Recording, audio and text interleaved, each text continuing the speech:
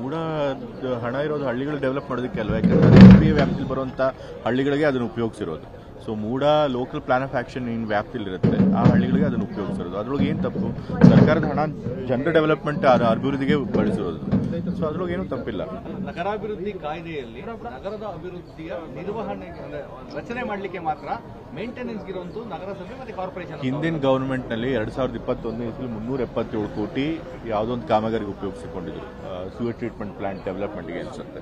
So ಅದರೊಳಗೆ 44 ಕೋಟಿ ಉಳ್ಕೊಂಡಿದ್ರು GST. So ಅದನ್ನ ಏನ್ ಮಾಡಿದ್ದಾರೆ ಅಂತಂದ್ರೆ ಶ್ರೀರಂಗಪಟ್ಟಣ ಮತ್ತೆ ವರ್ಣಾ ಕ್ಷೇತ್ರದ ಮೂಡ ವ್ಯಾಪ್ತಿ LPA ವ್ಯಾಪ್ತಿ ಒಳಗೆ ಬರುವಂತದ್ದಕ್ಕೆ ಅದನ್ನ ಉಪಯೋಗಿಸ್ಕೊಂಡಿದ್ದಾರೆ. ಮತ್ತೆ ಹಿಂದೆ ಒಂದು ಗವರ್ಮೆಂಟ್ ಆದೇಶ ಕೊಟ್ಟಿದ್ರು, ಫಂಡ್ 1 ಇಂದ ಏನು ಬರುತ್ತೆ ಹಣನ ಮೂಡ ಡೆವಲಪ್ ಆಗಿರೋ ಲೇಔಟ್ಗಳಲ್ಲೇ ಉಪಯೋಗಿಸ್ಕೋಬೇಕು. ಆದರೆ ಅದು ಗವರ್ಮೆಂಟ್ ಆದೇಶ, ಅದೇನು ಕಾನೂನಲ್ಲ. ಗವರ್ಮೆಂಟ್ ತನ್ನ ಅನುಕೂಲಕ್ಕೆ ಮಾಡ್ಕೊಂಡಿದ್ದು. ಸೊ ಅದ್ರೊಳಗೆ ಏನು ಯಾವುದೇ ಕಾನೂನು ರೀತಿಯಲ್ಲಿ ಉಲ್ಲಂಘನೆ ಆಗಿಲ್ಲ. ಸೊ ಸುಮ್ಮನೆ ಎಲ್ಲದಕ್ಕೂ ವಿವಾದ ಹುಟ್ಟಿಸ್ಬೇಕು ಅಂತ ಮಾಡ್ತಿದ್ದಾರೆ. ಯಾರು ಕೂಡ ಅದ್ರೊಳಗೆ ಅವ್ಯವಹಾರ ಮಾಡಿಲ್ಲ. ಆಗಿರೋದು ಜನರ ಡೆವಲಪ್ಮೆಂಟ್ಗೆ ದುಡ್ಡು ಬಳಕೆ ಆಗಿರೋದು. ಸೊ ಅದ್ರೊಳಗೆ ಅವ್ಯವಹಾರ ಎಲ್ಲಿ ಬರುತ್ತೆ? ಅಂದ್ರೆ ಆ ಪ್ರದೇಶವಷ್ಟು ಮೂಡ ವ್ಯಾಪ್ತಿ ಇದು. ಹೌದು, ಮೂಡ LPA ವ್ಯಾಪ್ತಿಯೊಳಗೆ ಬರುವ ಹಳ್ಳಿಗಳಿಗೆ, ಮತ್ತೆ ಆ ಹಳ್ಳಿಗಳಿಗೆ ಹಿಂದೆ ಮೂಡದಲ್ಲೇ ಹಣ ಕೊಟ್ಟು ಕಾಮಗಾರಿಗಳೇನಿವೆ ಅದು ಪೂರ್ತಿ ಪೂರ್ಣಗೊಂಡಿರಲಿಲ್ಲ. 90% ಕಾಮಗಾರಿಗಳಾಗಿತ್ತು, 10% ಬಾಕಿ ಇತ್ತು. ಸೊ ಹಾಗಾಗಿ ಆ ಹಳ್ಳಿಗಳದ್ದು ಡೆವಲಪ್ಮೆಂಟ್ಗೆ ಹಣ ಉಪಯೋಗಿಸ್ತಾರೆ. ಬಿಜೆಪಿ ಸರ್ಕಾರ ತಪ್ಪು ಮಾಡಿತ್ತು, ಅದನ್ನ ಕೊಡೋಕೆ ಅವಕಾಶನೇ ಇರಲಿಲ್ಲ ಕಾಯ್ದೆಯಲ್ಲಿ. ಅದನ್ನ ಇವರು ನಿಲ್ಲಿಸಬೇಕಾಗಿ ಕಾಯ್ದೆ ಅಂತ ಏನಿಲ್ಲ, ಅದು ಗವರ್ಮೆಂಟ್ ಆದೇಶ ಮಾಡ್ಕೊಂಡಿರೋದು ಅಷ್ಟೇ. ಮೂಡ ಹಣನ ನಾವು ಜನರಿಗೆ ಉಪಯೋಗಿಸಬೇಕು, ಮೂಡ LPA ವ್ಯಾಪ್ತಿಯಲ್ಲಿ ಬರುತ್ತೆ ಹಳ್ಳಿಗಳಿಗೂ ಉಪಯೋಗಿಸಬೇಕು. ಅದನ್ನ ಕೆಲಸ ಮಾಡಿದ್ದೀವಿ. ಅದಕ್ಕೆ ನೀವು ಫಂಡ್ 1 ಇಂದ ತಗೊಂಡ್ರೆ ಫಂಡ್ 2 ಇಂದ ತೆಗೆದುಕೊಂಡಿದ್ದೇವೆ ಸರ್ಕಾರಿ ಹಣ. ಈಗ ಪದೇ ಪದೇ ಅಂದ್ರೆ ಈಗ 90 ಕೇಸು ಕೂಡ ಈಗ ಮತ್ತೆ ಓಪನ್ ಮಾಡುವಂತದ್ದು. ನೀವು ಮತ್ತೆ ಸುಳ್ಳು ಕೇಸ್ಗಳನ್ನ ಹಾಕ್ತಿದ್ದಾರೆ. ಇವಾಗ ಏನಾಗಿ ಹೋಗ್ಬಿಟ್ಟಿದೆ ಅಂತಂದ್ರೆ ಬಿಜೆಪಿ ಅವರಿಗೆ ಯಾವುದೇ ಇಶ್ಯೂಗಳಿಲ್ಲ, ಏನಾದ್ರೂ ಮಾಡಿ ಸರ್ಕಾರದ ವಿರುದ್ಧ ಏನಾದ್ರೂ ಟೀಕೆ ಮಾಡಬೇಕು. ಆದ್ರೆ ನಮ್ಮ ಸರ್ಕಾರ ಏನ್ ಮಾಡ್ತಿದೆ, ಒಳ್ಳೆ ಕೆಲಸ ಮಾಡ್ತಿದೆ. ಜನಗಳಿಗೆ 5 ಗ್ಯಾರಂಟಿ ಸ್ಕೀಮ್ಗಳನ್ನು ಕೊಟ್ಟಿದೆ. ಜನಗಳು ಅದರಿಂದ ಖುಷಿಯಾಗಿದ್ದಾರೆ. ನೇರವಾಗಿ ಸರ್ಕಾರದ ಹಣ ಜನರಿಗೆ ತಲುಪ್ತಿದೆ. ಬಹುಶಃ ಪ್ರಪಂಚದಲ್ಲೇ ಅಷ್ಟೊಂದು ಮೊತ್ತದ ಹಣ, ಸರ್ಕಾರಿ ಹಣ ಜನರಿಗೆ ನೇರವಾಗಿ ತಲುಪ್ತಿರೋದು ಪ್ರಪಂಚದಲ್ಲೇ ಎಲ್ಲೂ ಇಲ್ಲ. ಸೊ ಹಾಗಾಗಿ ಎಲ್ಲಿ ಜನ ಸರ್ಕಾರದ ಒಳ್ಳೆ ಕೆಲಸನ ಮೆಚ್ಚಿ ನಮ್ಮ ಸರ್ಕಾರಕ್ಕೆ ಸಂಪೂರ್ಣವಾಗಿ ಬೆಂಬಲ ಕೊಡ್ತಂತ ಹೆದರ್ಕೊಂಡು ಏನಾದ್ರೂ ಒಂದು ಇಶ್ಯೂ ಹಾಕಿಸ್ಬೇಕು ಅಂತ ಹೇಳಿ ಸುಳ್ಳು ಕೇಸ್ಗಳನ್ನ ಅವ್ರು ಹಾಕ್ತಾನೆ ಇದ್ದಾರೆ. ಈಗಾಗಲೇ ನೀವು ಹೇಳಿದ್ರಿ ಯಾವುದೋ ಒಂದು ಕೇಸು ಅಂತ, ಅದೆಲ್ಲ ಸಂಪೂರ್ಣ ಬೋಗಸ್ ಅವ್ರು ಇಡಿರುವಂತ ಆರೋಪಗಳು. ನಾವು ಯಾವುದೇ ದಲಿತರಿಂದನೂ ಕೂಡ ಆ ಭೂಮಿನ ತೆಗೆದುಕೊಂಡಿಲ್ಲ.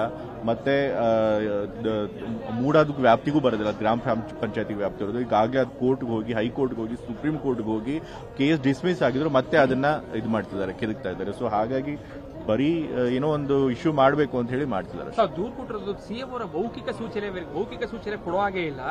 ಮೌಖಿಕ ಸೂಚನೆ ಮೇರೆಗೆ ಕಾಮಗಾರಿಗಳಿಗೆ ಟೆಂಡರ್ ಅಪ್ರೂವ್ ಮಾಡ್ತಾ ಇರುವಂತದ್ದು. ಏನ್ ಮೌಖಿಕ ಯಾವ್ದು ಮೂಡ ಹಣದಲ್ಲಿ ಮೌಖಿಕ ಆದೇಶದ ಮೇಲೆ ಏನಿಲ್ಲ, ಅದು UD ಇಲಾಖೆನಲ್ಲಿ ಆಗಿರುವಂತದ್ದು. ಮೌಖಿಕ ಆದೇಶ ಕೊಟ್ಟಿದ್ದಾರೆ ಅನ್ನೋದಕ್ಕೆ ಏನು ಇದಿದೆ, ಯಾರು ಅಧಿಕಾರಿಗಳು ಬಂದು ಹೇಳಿದ್ದಾರೆ ಆ ಥರದ್ದೇನಿಲ್ಲ. ಅರ್ಬನ್ ಡೆವಲಪ್ಮೆಂಟ್ ಇಲಾಖೆಯಲ್ಲಿ ಆ 44 ಕೋಟಿ ಬಳಕೆ, ಇದು 377 ಕೋಟಿ ಕಾಮಗಾರಿ ಇತ್ತು, ಅದನ್ನ 44 ಕೋಟಿ ಉಳ್ಕೊಂಡಿದೆ. ಅದನ್ನು ವಾಪಸ್ಸು ಸರ್ಕಾರದಕ್ಕೆ ಇದು ಮಾಡೋ ಬದಲು ಅಭಿವೃದ್ಧಿ ಕಾಮಗಾರಿಗೆ ಉಪಯೋಗಿಸ್ಕೊಡು ಅಂತ ಹೇಳಿ ಅರ್ಬನ್ ಡೆವಲಪ್ಮೆಂಟ್ ಇಲಾಖೆಯಲ್ಲೇ ಅದನ್ನ ಆದೇಶ ಮಾಡಿ ಕೊಟ್ಟಿರುವಂತದ್ದು. ಸೊ ಅದರ ಆಧಾರದ ಮೇಲೆ ಅದು ಕೆಲಸಕ್ಕೆ ಕಳೆದ 35 ವರ್ಷದಲ್ಲಿ ಇಲ್ಲದೆ ಇರೋದು ಕಳೆದ 3 ತಿಂಗಳಲ್ಲೇ ಜಾಸ್ತಿ ಆಗ್ತದೆ ಕೇಸ್. ಅಂದ್ರೆ ಯಾಕೆಂದ್ರೆ ಯಾರು ಸುಮ್ಮನೆ ಸುಳ್ಳು ಆರೋಪಗಳನ್ನ ಮಾಡ್ತಿರಲಿಲ್ಲ. ಇವರು ರಾಜಕೀಯಕ್ಕೋಸ್ಕರ ಇವಾಗ ತಲೆ ಇಲ್ಲ ಬುಡ ಇಲ್ಲ ಆ ರೀತಿ ಆರೋಪಗಳನ್ನ ಮಾಡ್ತಿದ್ದಾರೆ. ಎಲ್ಲಿ ಇಶ್ಯೂನೇ ಇಲ್ವೋ, ಎಲ್ಲಿ ಹಗರಣನೇ ಇಲ್ವೋ, ಅಲ್ಲಿ ಇಲ್ದೇ ಇರೋ ಕಡೆನೂ ಕೂಡ ಹಗರಣ ಇದೆ ಅಂತ ಹೇಳಿ ಏನೇನೋ ಸುಳ್ಳು ದಾರಿ ತಪ್ಪಿಸುವಂತ ಕೆಲಸ ಮಾಡಿದ್ರು. ಹಾಗಾಗಿ ದಾರಿ ತಪ್ಪಿಸಬೇಕು ಅಂದ್ರೆ ಯಾವಾಗಲೇ ಬೇಕಾದ್ರೂ ಮಾಡುವುದು, ಎಷ್ಟು ಆರೋಪಗಳನ್ನಾದ್ರೂ ಮಾಡುವುದು, ಆ ಕೆಲಸ ಅವ್ರು ಮಾಡ್ತಾರೆ. ವಿಪಕ್ಷಗಳ ಒಂದೇ ಒತ್ತಾಯ ಸಿದ್ದರಾಮಯ್ಯ ರಾಜೀನಾಮೆ ತನಿಖೆ ತನಿಖೆಗೆ ಮಾಡೋದಕ್ಕೆ ಏನಾದ್ರೂ ಆರೋಪದಲ್ಲಿ ಹುರುಳಿರಬೇಕು. ಏನು ಆರೋಪದಲ್ಲಿ ಏನು ಹುರುಳಿಲ್ದೇನೆ ಸುಮ್ಮನೆ ರಾಜೀನಾಮೆ ಕೊಡಿ ಅಂತಂದ್ರೆ ಕೇಳಿದಾಗಲ್ಲ ಕೊಟ್ಬಿಡಕ್ಕಾಗತ್ತಾ?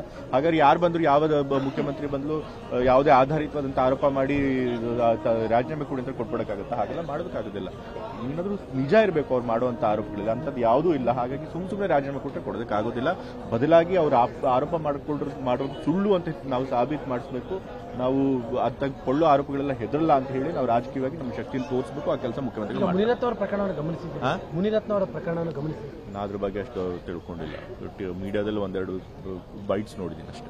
ಇಂತಹ ಪರಿಸ್ಥಿತಿ ಹೆಂಗೆ ಅಂತ ರಾಜಕಾರಣಿಗಳು, ಯಾರ ರಾಜಕಾರಣಿಗಳು ಸರಿಯಿಲ್ಲ ಅನ್ನೋ ಮನಸ್ಥಿತಿ ಜನರಿಗೆ ಹೊರಟೋಗ್ತಾರೆ. ಒಂದ್ ಕಡೆ ಭೂಕಾಳು ಬಳಕೆ ಮಾಡ್ತಾರೆ, ಈ ರೀತಿ ವಿಚಾರ. ಈಗ ಕೆಲವೆಲ್ಲೋ ರಾಜಕಾರಣಿಗಳು ಮಾಡೋ ತಪ್ಪು ಅದೇ ದೊಡ್ಡದಾಗಿ ಕಾಣುತ್ತೆ. ಅಂತವ್ರು ಇರ್ತಾರೆ, ಎಲ್ಲಾ ಪ್ರೊಫೆಷನಲ್ಲೂ ಕೂಡ ಕೆಲವು ತಪ್ಪು ಮಾಡುವಂತವ್ರು ಇರ್ತಾರೆ, ತಮ್ಮ ವೃತ್ತಿಗೆ ಕಪ್ಪು ತರುವಂತವ್ರು ಇರ್ತಾರೆ. ರಾಜಕೀಯದಲ್ಲಿ ಅಂತವ್ರು ಬಹಳಷ್ಟು ಜನನೇ ಇದ್ದಾರೆ. ಸೊ ಅವ್ರು ಮಾಡೋ ಕೆಲಸ ನಮ್ಮೆಲ್ಲರಿಗೂ ಕೂಡ ಕೆಟ್ಟ ಹೆಸರು ಬರ್ತಾ ಇದೆ. ಬಟ್ ಯಾರು ತಪ್ಪು ಮಾಡಿದ್ರು ಕೂಡ ಅದಕ್ಕೆ ಸರ್ಕಾರ ಏನು ಕ್ರಮ ತೆಗೆದುಕೊಳ್ಬೇಕು ಅದನ್ನು ತೆಗೆದುಕೊಳ್ಳಿ.